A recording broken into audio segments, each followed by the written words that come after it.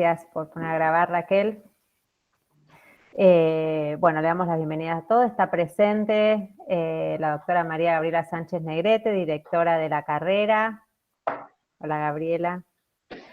Y en el marco de estas actividades que siempre intentamos hacer desde la universidad como aportes extracurriculares, la verdad que el tema de trauma es un tema que genera mucho interés, es un tema del que todos hablamos, pero en realidad hay mucho que no sabemos, o que sabemos por ahí cosas sueltas. Entonces, tenemos el placer de tener a la licenciada Josefina Lamoglia como docente de la casa, que es especialista en trauma, en MDR, y en estrés postraumático, y se nos ocurrió junto con María Gabriela convocarla para tener este espacio de charla. Es un espacio que queremos que sea más bien un espacio que convoque a la conversación, no tan acartonado como si fuera una jornada, sino esto originalmente iba a ser un webinar de Instagram, finalmente se definió hacer en esta modalidad, pero no queremos sacarle el espíritu de hablemos de trauma, de herida invisible, como le dimos por llamar. Por lo tanto, también los invitamos a que escriban a medida que vayan surgiendo por ahí inquietudes o preguntas, y las vamos a ir mezclando a la medida en la que podamos. Queremos aclarar que no es un espacio clínico, entonces no se van a abordar preguntas de índole personal o en relación a pacientes específicos, sino que la idea es hablar bueno, ir teniendo una conversación sobre la temática en general. Así que los invitamos, bueno, esto ya todos somos expertos en Meet, en Zoom, a tener los micrófonos cerrados en todo momento. Los invitamos a escribir las preguntas, de las cuales vamos a ir tomando nota y vamos a ir mechándolas en la medida, como les dije, en la medida que se pueda, y si no al final. Así que bueno, si quieren damos por iniciadas. Josefina, te invito a presentarte también. Te dejo la palabra. Bueno, buenas tardes a todas y a todos. Mi nombre es Josefina Lamoglia, soy psicóloga clínica y el modelo con el cual trabajo se llama EMDR, es un modelo de origen estadounidense con una base psicotraumatológica y neurocientífica. Yo siempre les cuento que para bien o para mal, yo me recibí un 30 de noviembre y el 14 o 15 de febrero me empecé a formar en MDR, con lo cual este es mi modelo madre. Son los anteojos que me puse para trabajar y para entender a cada uno de mis pacientes y cada una de las temáticas con las que me tropiezo, así que no puedo más que hablarles desde acá. En mi recorrido también me he formado en psiconeuroinmunoendocrinología, técnicas gestálticas, técnicas de terapia familiar y sistémica. También hice formación en teoría de DBT, modelo dialéctico comportamental. También hice la formación en mindfulness para psicoterapeutas. Y bueno, básicamente soy un ratón de laboratorio y de biblioteca. Con lo cual yo voy experimentando y formándome en diferentes modelos, porque el modelo con el que yo trabajo es un modelo vivo que se enriquece muchísimo con otras teorías y otros aportes.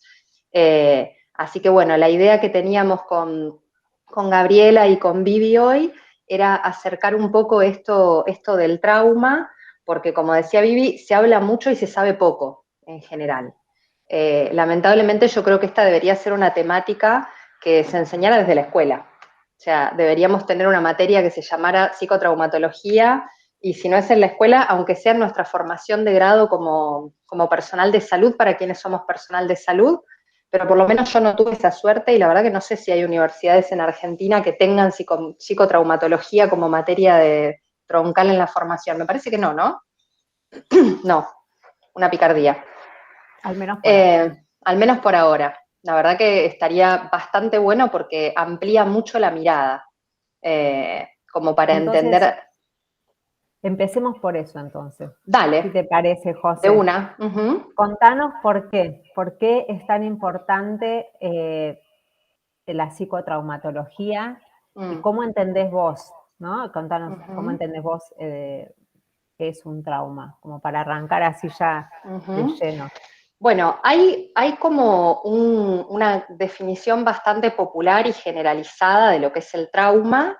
Si una persona escucha o se entera sobre una catástrofe natural, sobre un conflicto armado, sobre situaciones de violencia, de abuso, negligencia, accidentes, ciertos diagnósticos, ciertas prácticas incluso quirúrgicas, donde lo común es pensar, esa persona debe estar retraumada, ¿no? O esa población debe estar severamente traumatizada.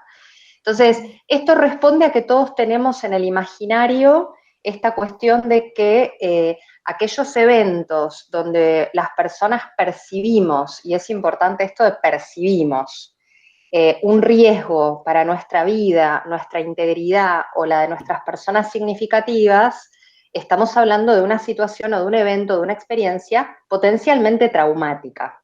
Es decir, ya sabemos ahí que estamos ante una situación o ante una experiencia que a nuestro sistema interno le va a costar digerir.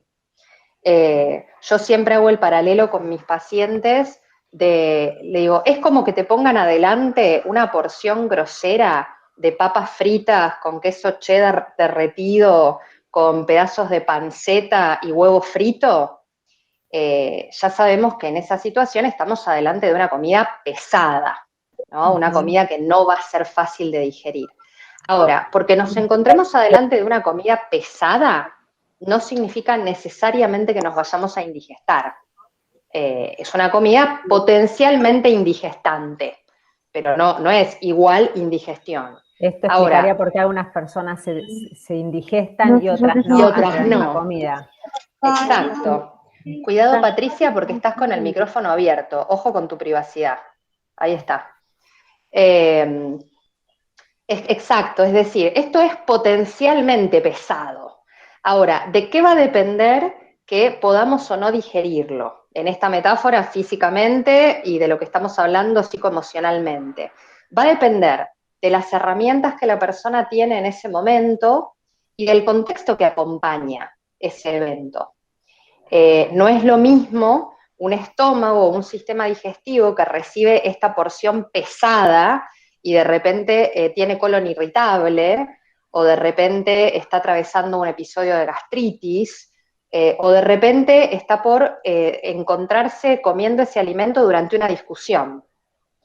A decir una persona que tiene un sistema digestivo medianamente saludable, está en una situación amena y está comiendo esto de a bocaditos pequeños, ¿no?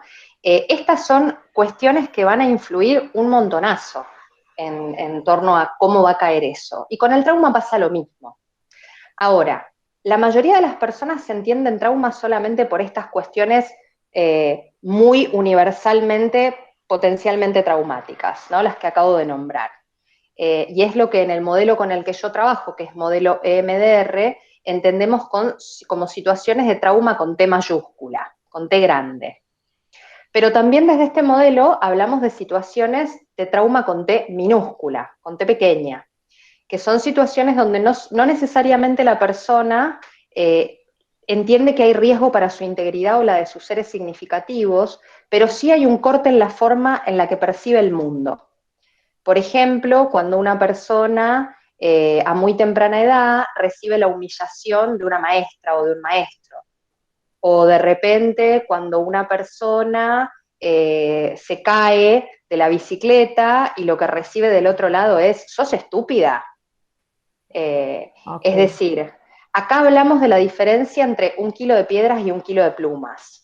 ¿No? Cuando agarras 1 kilo de piedras, todo el mundo dice, qué pesado eso, te llegan a dar con eso en la cabeza y por lo menos te marean. Pero cuando ven 1 kilo de plumas no lo piensan, y los dos son 1 kilo. Eh, entonces, ahí hablamos de trauma como una herida. Es decir, nuestro sistema de procesamiento de la información, nuestro sistema interno, no puede digerir esa información y la almacena tal cual ocurrió de manera disfuncional. Eh, entonces, cada situación traumática tiene varios componentes. tiene inputs sensoriales, imágenes, sonidos, olores, sabores, sensaciones corporales, pensamientos que se atravesaron en ese momento. Es como si quedara encapsulado. Exacto, es como un quiste, es como que se enquistara y quedara guardado exactamente como ocurrió en la memoria. Entonces, hay mucha gente que dice que el trauma es un problema de la memoria, porque cada vez que algo lo evoca o lo trae o por algo se me vuelve a venir, aparecen, yo les digo, como pop-ups. ¿Vieron cuando de repente abren una web y empiezan a aparecer cartelitos? Bueno, le damos doble clic a esa carpeta o alguien le da doble clic a esa carpeta porque no necesariamente yo lo quería evocar y me aparecen pensamientos, sensaciones corporales, emociones que no tienen que ver con lo que está pasando ahora, que tienen que ver con eso. ¿Vieron que hoy por hoy alguien tose y todos hacemos así? O alguien ¿Eso es lo que estornuda. se suele llamar flashbacks? No, esto de lo que estamos hablando se llama disparador. Ahora te voy a contar cuál es la diferencia con los flashbacks. El disparador es una situación o una persona o un lugar que en este momento me genera una reacción que no debiera generarme, exacerbada. Es decir, alguien tosiendo no es un estímulo que per se tenga que ser hiperactivador. Pero ¿qué pasa? Venimos de 1 año y medio de pandemia con un virus respiratorio. Entonces, de repente, alguien tose, alguien estornuda, alguien se suena la nariz y a nosotros nos lleva automáticamente a todas las experiencias potencialmente traumáticas que hemos venido viviendo o traumáticas para mucha gente que hemos venido viviendo en este último 1 año y medio. Hoy por hoy estornudás, tosés, te sonás la nariz y sos Chernobyl. Claro. Entonces, somos disparadores para muchas. De hecho, yo estoy con una tosecita residual, les aviso, hisopado número 14 negativo, pero existe la posibilidad de que carraspee en algún momento. Los flashbacks son muy característicos en un cuadro que se llama trastorno de estrés postraumático. En español le llamamos generalmente TEP, trastorno de estrés postraumático. El trastorno de estrés postraumático es lo que generalmente se nos viene automáticamente a la mente cuando pensamos en soldados, en combatientes que han estado en frente de guerra y que de repente una vez que vuelven a la casa explota un fuego artificial y tienen una reacción que es similar a la que hubiesen tenido en la explosión de una bomba o de un proyectil. Es decir, el trastorno de estrés postraumático es uno de los diagnósticos que tienen que ver con trauma. Tiene varios componentes. Uno de los componentes son los flashbacks. El flashback es precisamente por un momento esa persona es como que deja de estar acá en el presente y vuelve a revivir durante un instante una parte de la experiencia traumática.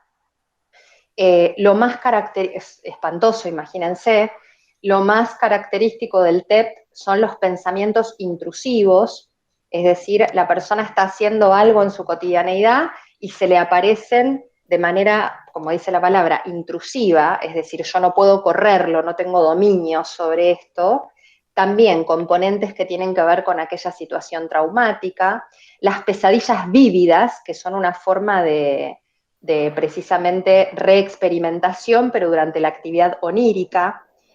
Son personas, yo tenía un paciente que era ex veterano de Malvinas, que tenía un trastorno de estrés postraumático cronificado, y que para él era re frecuente tener pesadillas espantosas. De hecho, él había dejado de dormir con su esposa, porque en una de las pesadillas él hizo un golpe de la muñeca contra la mesa de luz y se la quebró. Es decir, no son pesadillas comunes y silvestres. Por supuesto, su esposa se asustaba muchísimo. Y José, a ver, ordenando un poco este montón de información. Sí. O sea, entonces, por un lado tenemos los eventos traumáticos, que algunas personas, los mismos eventos pueden ser traumáticos para unas personas y no para otras, que depende. Claro, son eventos potencialmente traumáticos. Bien. Que combinados con los recursos internos y con el contexto, hacen o no un combo que sea trauma. Exacto. Y el trauma, siempre termina siendo, o sea, qué es lo que determina que alguien tenga un trastorno de estrés postraumático o que no lo tenga y que simplemente tenga un trauma y lo viva como un trauma del pasado? ¿Qué es lo que hace que uno se desarrolle hacia un trastorno? Hacia un trastorno.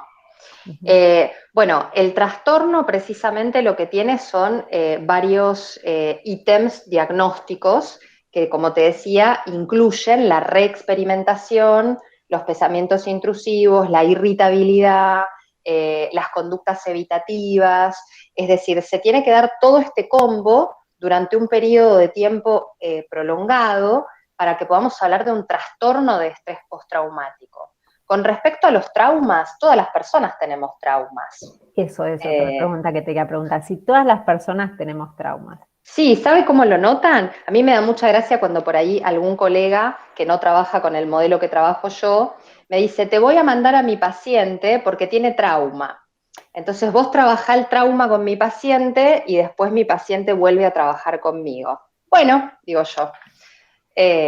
Pero la realidad es que todas las personas tenemos traumas con T minúscula o traumas con T mayúscula. ¿Cómo nos damos cuenta? Piensen rápidamente y no ahonden, simplemente hagan un sondeo de aquellas pequeñas situaciones, personas o lugares que han sido difíciles para ustedes a lo largo de su vida y que al día de hoy todavía les generan malestar. Eso es un trauma. Yo puedo recordar a los 14 años, cuando Patricio me rompió el corazón en 18 pedazos, rechazando mi amor adolescente, y cuando yo evoco eso, me da ternura. Pero en ese momento fue durísimo, durísimo. Por supuesto, yo juré que jamás en la vida me iba a volver a enamorar, y pasaba de escuchar Pink Floyd a escuchar Nirvana, a escuchar Luis Miguel, y llorar todo el rato. ¿Y eso con una constituye angustia. un trauma a pesar de que vos te acuerdes de eso con ternura? No. ¿Por qué? Porque en ese momento tuve una red, que deben haber sido principalmente mis hermanas más grandes, que fue una red que le puso palabras a la situación, que acompañó conteniendo y sin juzgar, compasivamente, empáticamente, una red de amistades que estaban pendientes, es decir, me acompañaron amorosamente en un duelo. Bien, eso que decís es crucial porque tiene que ver con cómo una situación potencialmente traumática deriva en que se convierta en un trauma o que no. Exactamente. Por eso, no, para muchas personas una mudanza puede ser traumática, porque estamos hablando de eventos estresores, es decir, aquellos eventos que nos ponen a funcionar en un nivel de energía que no es el nuestro. Entonces, las mudanzas, las separaciones, sabemos que son situaciones estresantes, que son situaciones potencialmente traumáticas. Que sean potencialmente traumáticas no significa que determinen un trauma, porque si tenemos un contexto que es habilitante, un contexto que acompaña, si tenemos los recursos internos, las herramientas como para poder brindarnos los espacios de descarga que necesitamos, los espacios de ¿Qué es lo que se puede, digamos, si uno tiene una situación que sabe que es potencialmente traumática? Vamos a poner una situación de separación y entonces uno quiere abordar esta situación de manera tal que para los niños y para los adultos en cuestión, si hay niños, no sea traumática. O una mudanza, una migración. Estoy hablando de cuestiones que hacen a cambios vitales, que no estoy hablando de situaciones por ahí. Después quisiera también hablar como abusos, o sea, cuestiones que son de otra trauma con T mayúscula. Exactamente. Entonces, ¿cuáles son las cuestiones? O sea, si nos podés dar como una generalidad de cuáles son las cuestiones que vos algo lo mencionaste recién, que hay que tener en cuenta para que no se convierta en trauma. Mira, dependiendo por supuesto de la edad de desarrollo de cada persona, porque son diferentes los requerimientos para un niño o una niña que quizás no tiene la capacidad de ponerle palabras, que no tiene el lenguaje como para poder decir, me pasa esto. En ese caso, poder dar espacio a la palabra. Para los niños y las niñas yo creo que siempre es mejor con un cuento. ¿no? Tratar de encontrar una forma de relatar, de hablarle a algún personaje que pasa por esto, alguna peli, es Llevarlo decir, a que algo pueda, más simbólico. sí, y que pueda verse concretamente que esto sucede, que muchas personas atraviesan esto, que esto da tristeza, que esto da enojo, que esto da miedo, poder ponerle palabras a esas emociones, validar la expresión de esas emociones siempre que no sea, que esa expresión emocional no sea peligrosa para la persona o para terceros o terceras, acompañar empática y compasivamente. Eh, es decir, poder generar un contexto lo más seguro que se pueda para que esta persona vaya sanando la herida. Es como la herida en las partes del cuerpo. Es decir, si yo me hago un corte, estoy pelando zanahoria y me hago un corte en la mano, para que esa herida sane, yo sé que esa herida tiene la capacidad potencial de sanarse. Nuestro sistema psíquico también tiene la capacidad de sanarse.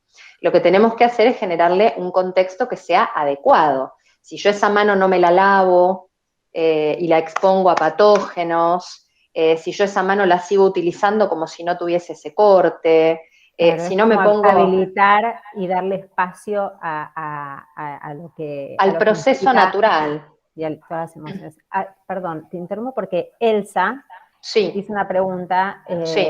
nos saluda y dice, Josefina, ¿cómo un trauma puede ser superado en el caso de los jóvenes? En todos los casos. Bueno, a ver, yo les puedo hablar del modelo con el que yo trabajo porque es el único que conozco. Desde el modelo EMDR hablamos de reprocesar ese trauma. ¿Por qué? Porque entendemos que tenemos todos los seres humanos un sistema de procesamiento de la información a estados adaptativos. Es decir, nuestro sistema nervioso está preparado para digerir información. No digiere esta información cuando esta información es muy pesada y el contexto no ha tenido la posibilidad de habilitar esa digestión.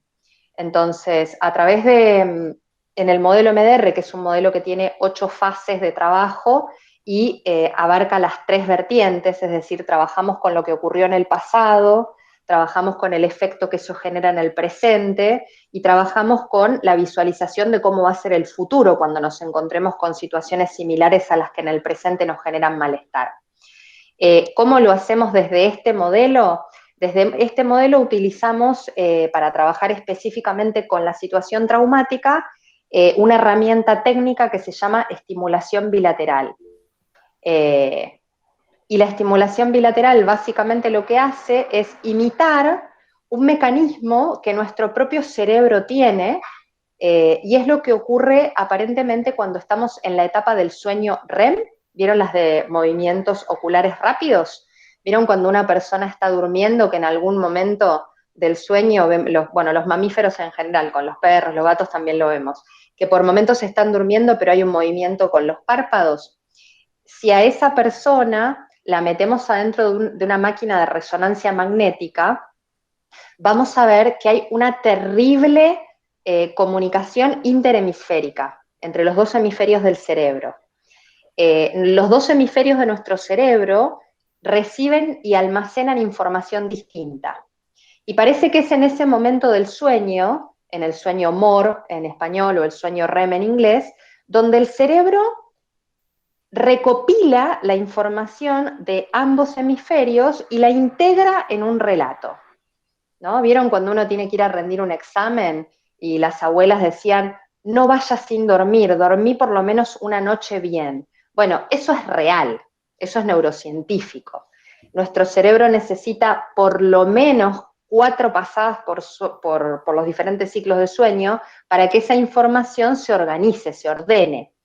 Entonces es mucho más ordenada, integrada la información cuando tuvimos una buena noche de sueño. Con la información del día ocurre lo mismo, el cerebro la ordena, la organiza, descarta lo que no necesita mientras dormimos. Si no vieron la película Intensamente de Pixar, se las recomiendo muchísimo. Tiene 5 años de preproducción neurocientífica y es una joyita. Y en una parte de la película, la protagonista, que es una preadolescente que está atravesando una situación que para ella resulta traumática, que es la mudanza, mientras ella duerme, en su cerebro se va dando un proceso donde aparece que mientras ella duerme, algunos ayudantes van eliminando recuerdos que ella ya no usa. Bueno, esta canción, no, esa tirala. Y va pasando al pozo de la información que ya no se utiliza. Y va clasificándose lo que ella va aprendiendo, lo que ella necesita, las nuevas direcciones. Bueno, es algo así. Entonces, ¿cómo podemos procesar el trauma? Bueno, en un espacio psicoterapéutico, básicamente, porque es algo demasiado grueso, demasiado pesado como para que una sola persona inmersa en esa situación de dolor pueda hacerlo. Lo que por ahí tiene de distinto MDR con otros modelos psicoterapéuticos es que es una terapia no parlante, es decir, no buscamos llegar a la mejoría o a la resolución del síntoma a través de hablar, solamente hablando de. Entonces, esto es algo que por ahí tiene de diferente con otros modelos psicoterapéuticos. Pero ya sabemos que el 60% del resultado psicoterapéutico es el vínculo. Ya eso es sanador.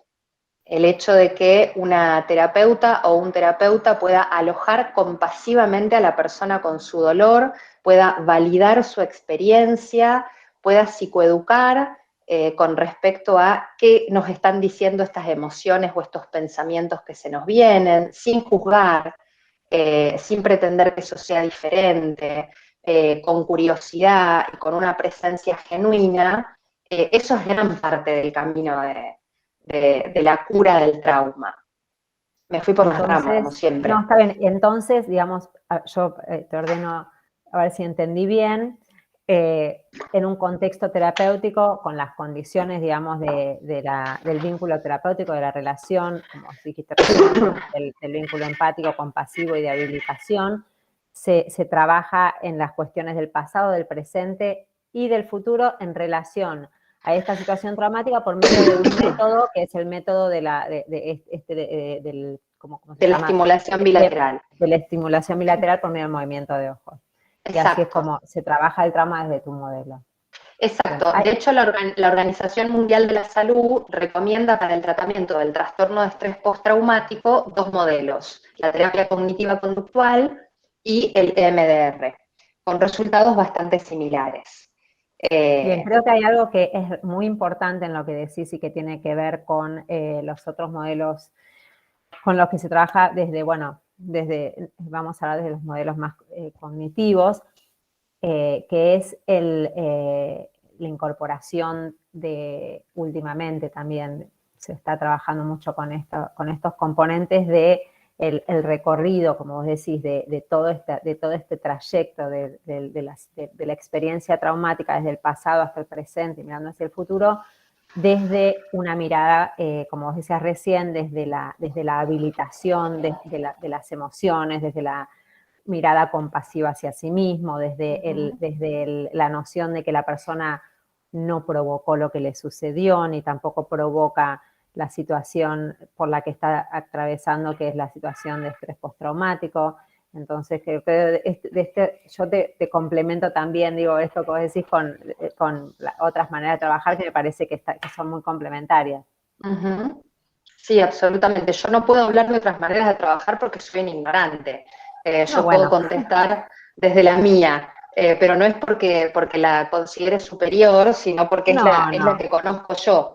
Creo Eh, que por eso lo quise meter, porque me parece que está muy, muy emparentada y las expresiones con las que vos te explicabas estaban absolutamente mechadas por estas concepciones.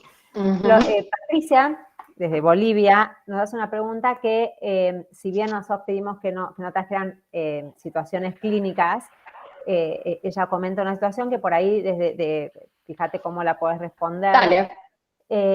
Dice, ¿cómo se aborda con niños que se encuentran? Y ella acá pone una situación muy particular, pero vamos a ver si la podemos generalizar, en disputa por guardia y que tienen traumas por violencia paterna y la ambivalencia de sus emociones.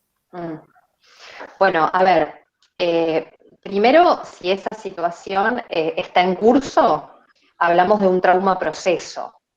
¿no? Es decir, no podemos trabajar sobre el trauma cuando la situación traumática está en curso, porque es como una persona que se raspa todo el tiempo la muñeca porque trabajando y yo trato de curárselo mientras se está raspando, digamos, no va a haber un efecto ni a corto ni a mediano plazo. Lo que hacemos en ese caso, durante el proceso, mientras esto ocurre, digamos, es tratar de fortalecer los recursos de esos niños, de esas niñas, brindarles un espacio seguro, íntimo, predecible, confiable, donde estén habilitadas las expresiones de sus emociones en ese momento, donde podamos brindar un parámetro medianamente saludable de qué podrían hacer con esto que les está ocurriendo. Y por supuesto, cuando trabajamos con criaturas y con personas adolescentes, tratar de intervenir arriba, porque intervenir solamente con lo que le ocurre a la criatura o le ocurre al adolescente o al adolescente queda muy corto.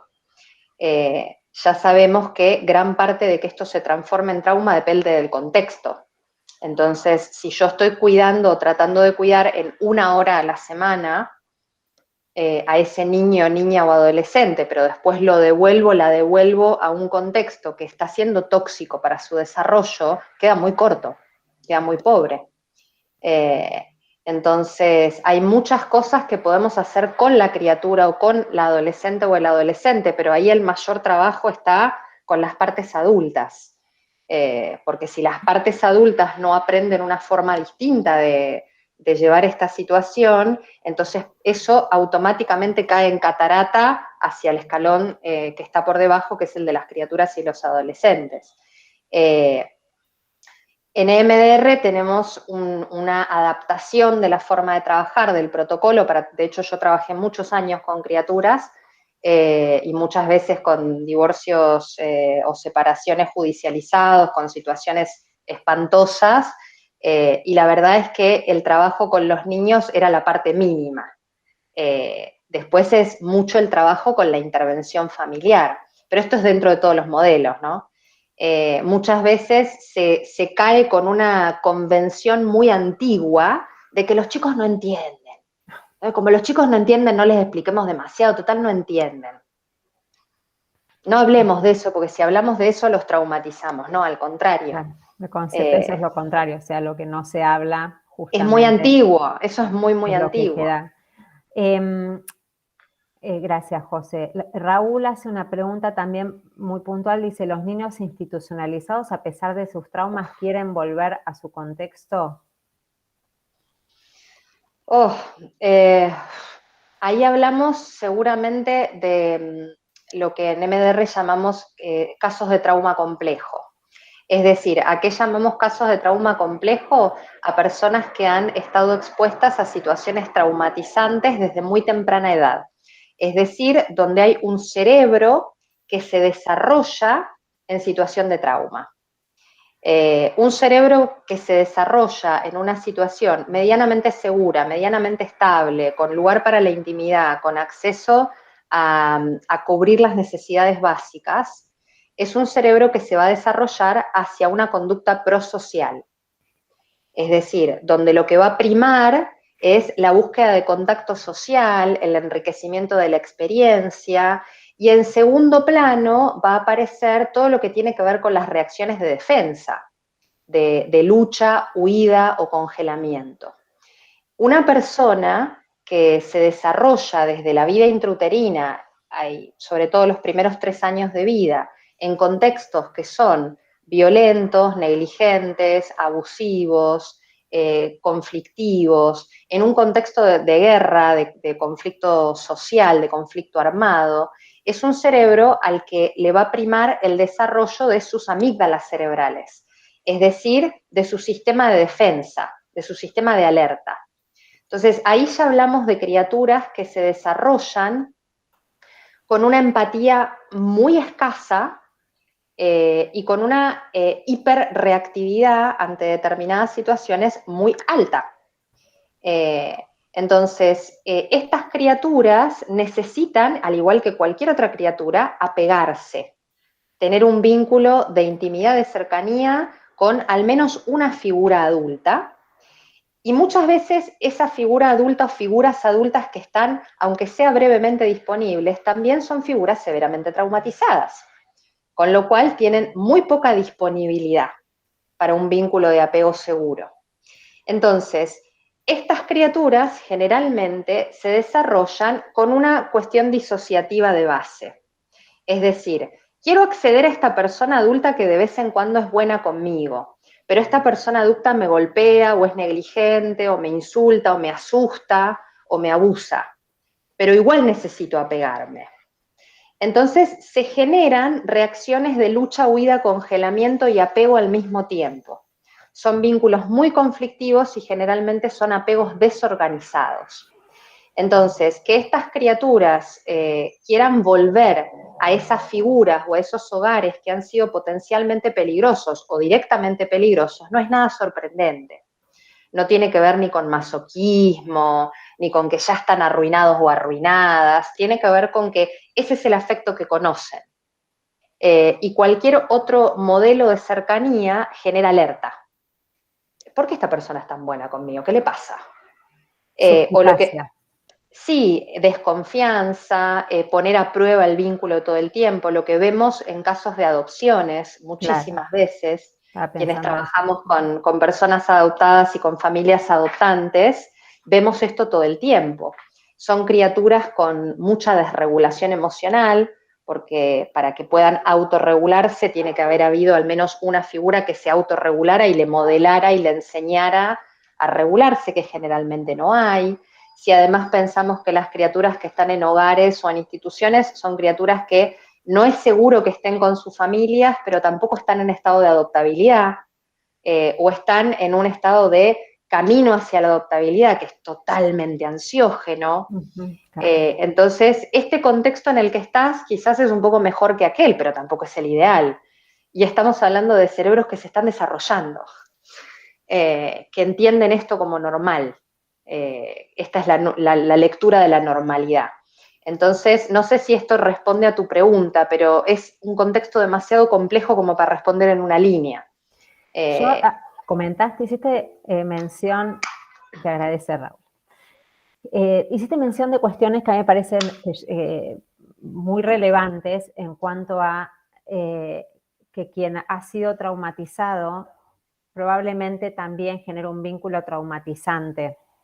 O traumático. O traumático, digamos. Sí. Digo, como que muchas de las personas que han sido traumatizadas y miran a sus padres o personas adultos, digamos. Referentes. Referentes, sí. Y ellos también tienen una historia de trauma. Entonces, ¿cómo se corta esto? A ver, una persona que ha sido lastimada no necesariamente lastime, ¿eh? Yo no sé si dije eso, no quise decir eso. No dije lástima, digo, en esto de que las personas, hablo específicamente de un estudio que se hizo con prisioneros en la cárcel, sí, en donde por ahí ellos cuando hablaban de lo que habían hecho, después referían a su propio trauma, y entonces había como una dificultad para generar apegos empáticos o para generar actitudes de cuidado para con otros, para, bueno, como que había una relación entre el trauma que habían vivido y lo que ellos después sí, yo creo que esto nos lleva un poco a la noción de apego. Es decir, todas las personas necesitamos para desarrollarnos de por lo menos una persona referente. A lo largo de la vida suelen ser más de uno, pero por lo menos una persona referente puede ser una madre, puede ser un padre, un abuelo, una abuela, una hermana mayor, un hermano mayor, un primo, una tía, una cuidadora, un cuidador. Es decir, por lo menos una figura que nos brinde sensación y experiencias de estabilidad, de seguridad y de intimidad sostenidamente. Esto es lo mínimo que necesita una criatura, además de cumplir con sus requisitos de necesidades básicas, para desarrollarse de manera saludable. Cuando no está esto, generalmente la forma de intimidad, la forma de apego, de cercanía que esa persona desarrolla para con otras personas, suele no ser segura, es decir, lo que llamamos apego inseguro. dentro de las 15.000 clasificaciones de apego que hay, dentro del apego inseguro podemos hablar de un apego que es distante, es decir, la persona aprende que la intimidad o la cercanía solo es adecuada si estamos a cierta distancia, y esto es porque en sus vínculos primordiales o éramos todos distantes, una familia más bien de estilo inglés, donde se habla poco de las emociones, donde no hay mucho lugar a la expresión, donde quizás aprendimos que nuestro día más feliz es y qué bueno lo que ocurrió hoy, ¿no? No necesariamente tiene que haber heridas traumáticas, digo, esto a veces tiene que ver con un estilo familiar. También puede ocurrir un apego ambivalente, es decir, una persona que necesita como una extrema cercanía para sentir que es querido, querida, apreciado, visto, vista, pegadito, pegadito, pegadita, pegadita, y que cuando siente que algo cimbronea ahí o siente que no es apreciado o apreciada, pone una distancia para generar que la otra persona se acerque.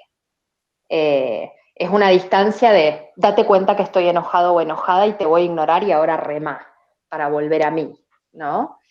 Y también podemos encontrarnos con apegos directamente desorganizados, es decir, esas personas que en un vínculo de cercanía son absolutamente impredecibles, porque eso han aprendido. De repente un día se lastimaban y su figura de apego le decía, pero sos tarada, sos idiota, otra vez te caíste. Y al día siguiente se lastimaba y le decía, ay, pobrecito, vení, que te voy a limpiar, ay, menos mal, la nena, el nene de mamá. Y al tercer día se lastimaba y le decía, ah, bueno, anda, lavate. Y al cuarto día se lastimaba y le pegaba un sopapo. Entonces, son esos vínculos donde para la criatura es impredecible qué es lo que va a ocurrir, y eso es lo que aprende. Aprende un contexto de impredictibilidad.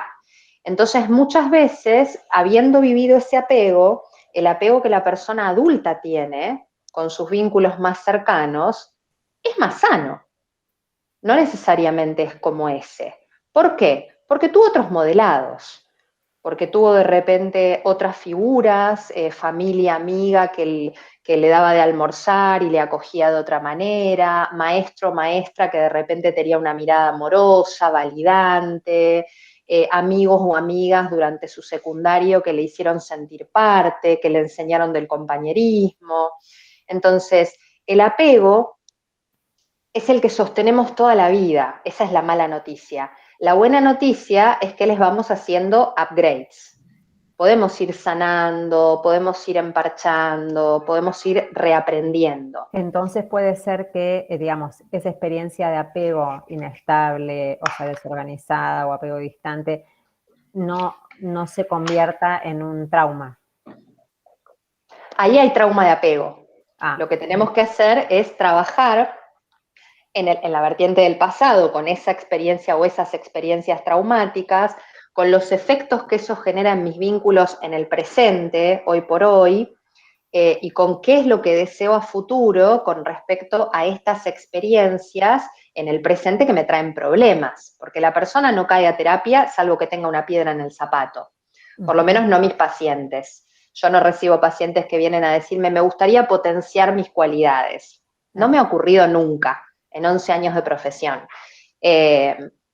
Generalmente mis pacientes me dicen, tengo esta piedra en el zapato, no puedo caminar, cada vez que camino me duele, me está trayendo problemas. No sé si esto responde, porque habrán visto que yo doy vueltas y vueltas. No, Gabriela, que levantaste la mano. José, felicitarte, me encanta escucharte, un placer. Y me parece muy importante lo último, que bueno, todo, ¿no? Pero lo último como una especie de mensaje esperanzador, digamos, ¿no? Sí. La importancia de lo que son los vínculos tardíos, la importancia de la percepción subjetiva de red de sostén, ¿no? De los vínculos, ¿no? Aún cuando uno ha tenido por ahí, o hablamos... Un inicio difícil, sí. Un inicio difícil, ¿no? Cómo se puede trabajar esto que vos estás trayendo.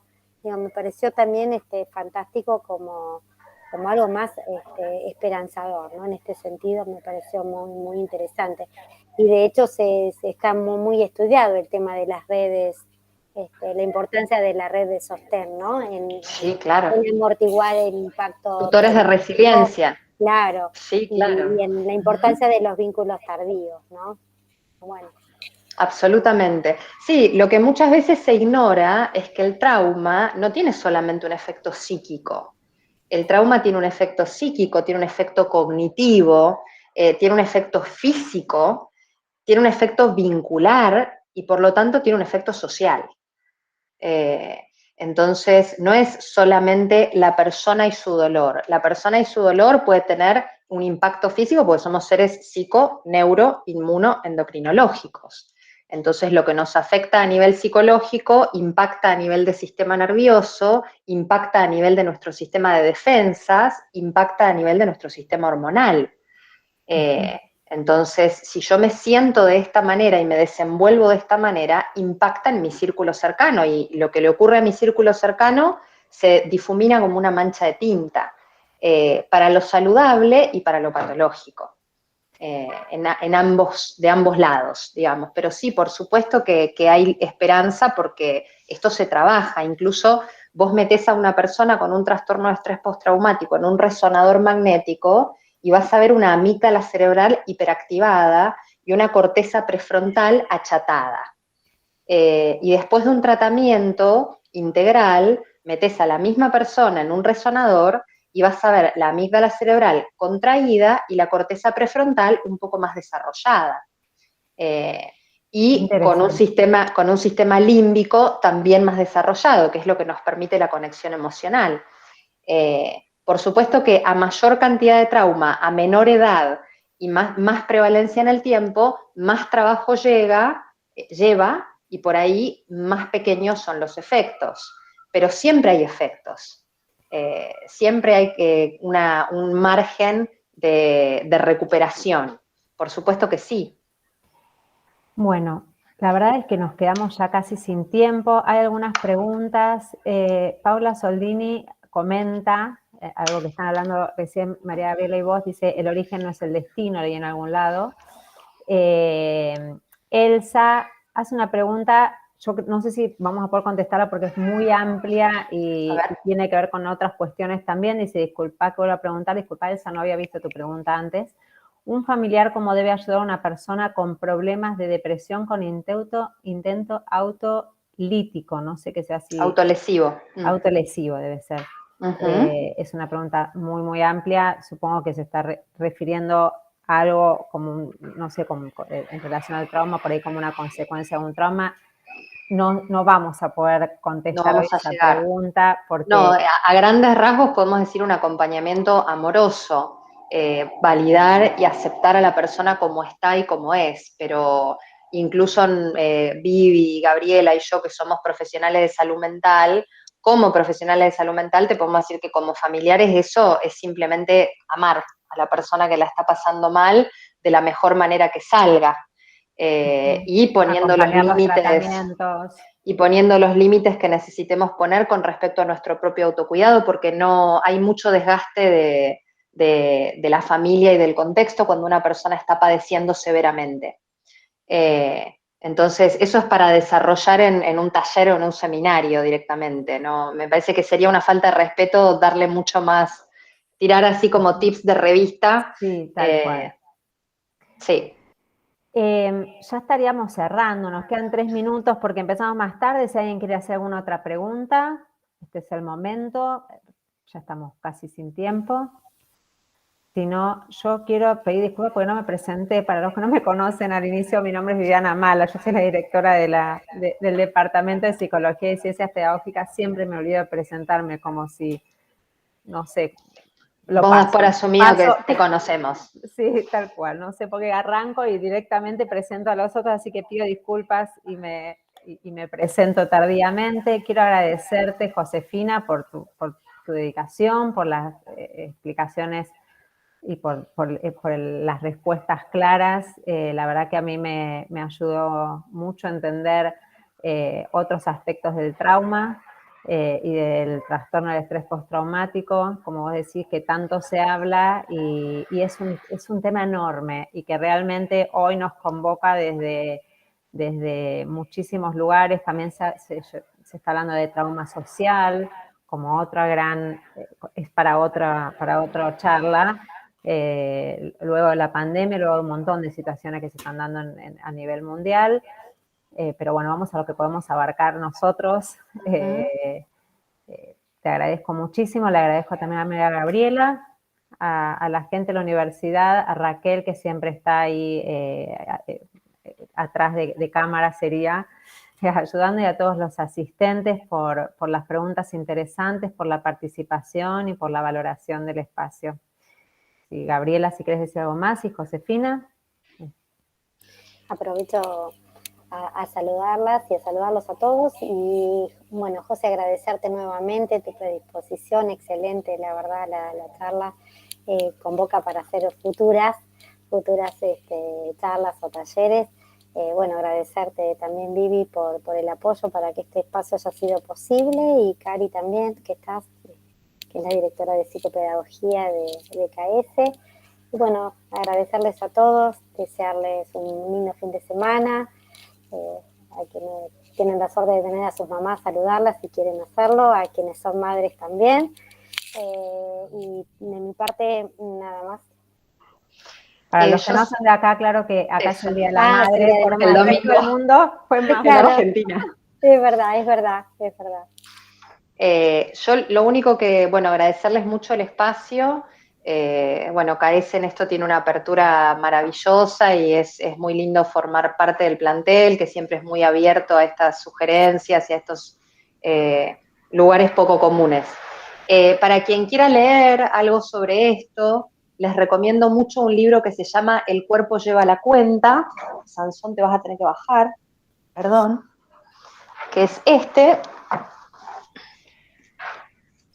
El cuerpo lleva la cuenta es un libro que es para público general, es un libraco, que es para público general, que habla de manera hermosísima de qué es un trauma, cómo afecta, qué tipos de trauma. Exacto, Bessel van der Kolk, tal cual. Bessel van der Kolk es uno de los especialistas en trauma con palabras mayores. Este es un libro estadounidense de Barry Kipps-Score.